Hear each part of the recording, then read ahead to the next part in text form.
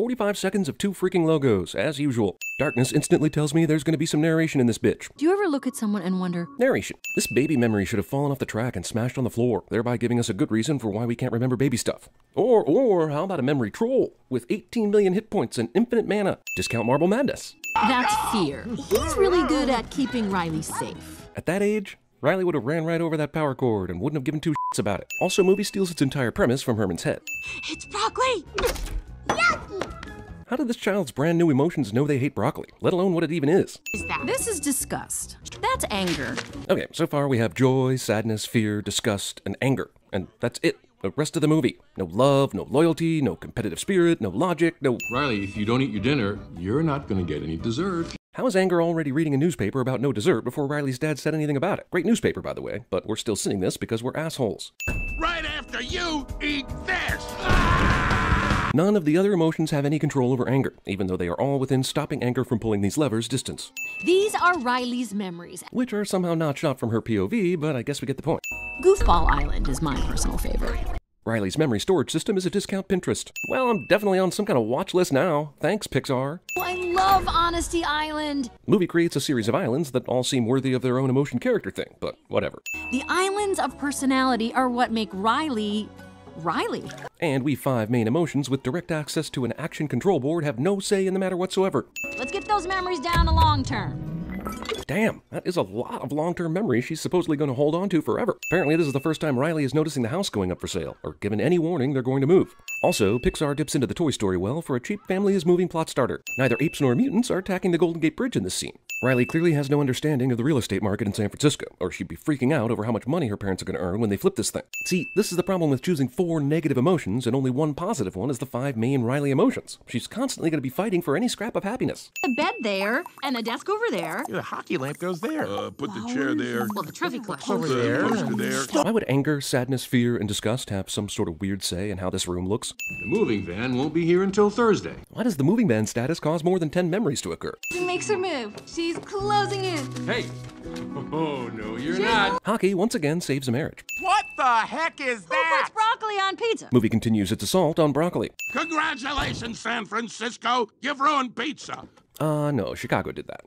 What kind of a pizza place only serves one kind of pizza? The non-existent movie kind, the one you find in screenplays that drive the emotions of the plot. Movie does some kind of explaining that things are going weird with the memories and core memories and the emotions, but does such a poor job of it that I'm left thinking just about anything might happen, which is exactly the case. We've only got capital to last a month, maybe 2.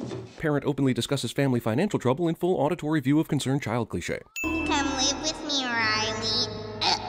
Somebody order a broccoli pizza. Hey, love this dream, but apparently dreams are mind-numbingly literal and directly reference things that happen during the day. Eat me, I'm organic. Eat me, I'm organic is my new pickup line. Considering you 5 emotions literally control Riley's actions during awake time, it's crazy you have no control over dream time. Make sure that all the sadness stays in the circle. Sadness imprisonment.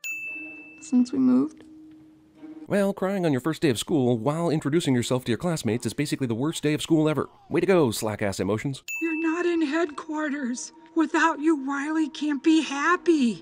Apparently she can't be sad either because you're also not there, but that's something we'll gloss over. Also, this is why you don't make 4 of your 5 core emotions negative ones. The movie puts a whole bunch of bullshit between Joy and Riley's brain just for the sake of the runtime of the film. Riley's headquarters looks an awful lot like the CN Tower. Won't it be great to be back out on the ice? Here's an interesting quandary the movie is in at this point. Supposedly, Joy and Sadness are in a place where they're physically stuck until they can figure out how to get back to headquarters. But what if her parents suddenly moved back to Minnesota? She reunited with all her friends and everything went back to normal. Would a magic vacuum enter Riley's head and suck them back into headquarters?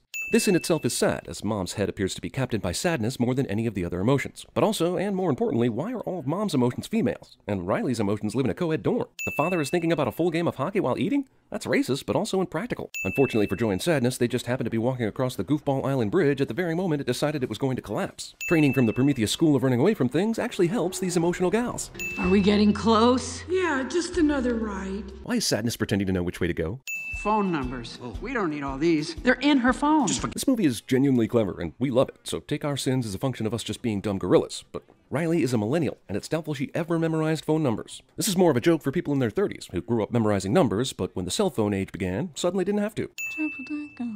You know, Riley definitely ain't happy here, but isn't she kinda happy singing this song? She's definitely not disgusted, scared, or angry, so Hey, stay happy. how do these emotions stay happy? Apparently Riley's long-lost imaginary friend goes around stealing long-term memories?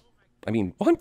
Is he the guy responsible for losing socks in the dryer too? Also, guy who can certainly help out is kind of embarrassed about his Riley memory stealing and thereby takes off running instead of helping. Because Horton here's a who? The joy? The joy? How does news about the various emotions travel outside of headquarters to imaginary friends or employees of a human head? Is that the weirdest thing I've ever written? Yes, it is. Just want to be clear, the imaginary friend inside of Riley's head just sprained his leg? Walk! We're not walking. We're taking the train of thought. Movie just keeps inventing ways out of the bullshit scenarios it puts its characters into. What is going on? We're abstracting. There are 4 stages. This is the first. Riley's own joy and sadness are now in her abstract thought, and I just lost the battle with my own existentialism. How is Riley talked into playing hockey again, especially since she's completely shut down since Joy left headquarters? Apparently one's ability to play hockey is dependent upon the ability to keep memory balls in a thing. Perhaps this is an exploration of Riley's heart? But the heart never really makes an appearance in this movie, physically speaking. Here comes the tickle monster. Tickle Monster. Riley's dreams are truly the weirdest thing ever, because they're all based on earlier events. Does she ever have that dream where she's trying to get somewhere, but no matter how far she travels, she never gets any closer? What? How did the cops in Bing Bong get that freaking far that quickly? It's where they keep Riley's darkest fears. Apparently there's no room for happy thoughts in the subconscious. And couldn't some of the darkest fears have popped up in imagination land? I guess that would have ruined the production design. It's broccoli.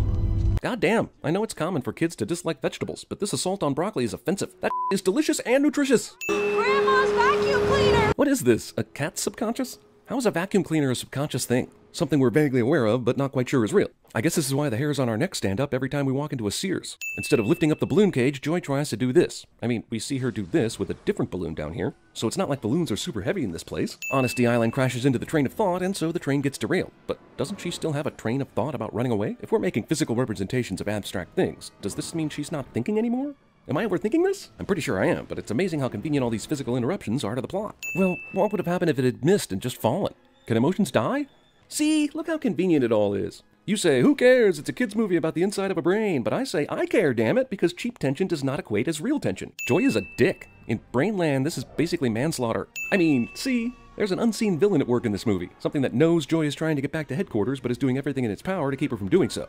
Is it the Nothing? I think it's the Nothing. And now that Joy has fallen down here with Bing Bong, it means it's a harmless fall, because this movie is not going to kill Joy, which then undercuts the earlier cheap tension train bullshit even further. How could this kid have forgotten this first day of school sadness in the few days since it happened? That's literally not possible. I could listen to her stories all day. I guess this is a tear-jerking scene, but it doesn't really make sense if you consider how often the movie showed us these 5 emotions controlling Riley's actions. So the stories were probably made up by you assholes too. You flip-flop all over this movie from acting parental and protective of Riley to actually being Riley. I just wanted Riley to be happy. And sadness wants her to be sad, and anger wants her to be... How could this have ended any other way? The deck was stacked against happiness from the start. Imaginary rockin' wagon ex machina. Why is there a fucking ramp in the middle of all these forgotten memories? And it looks like it's a giant book. How the did that get down here? Imaginary hero sacrifices himself to save the mind cliché.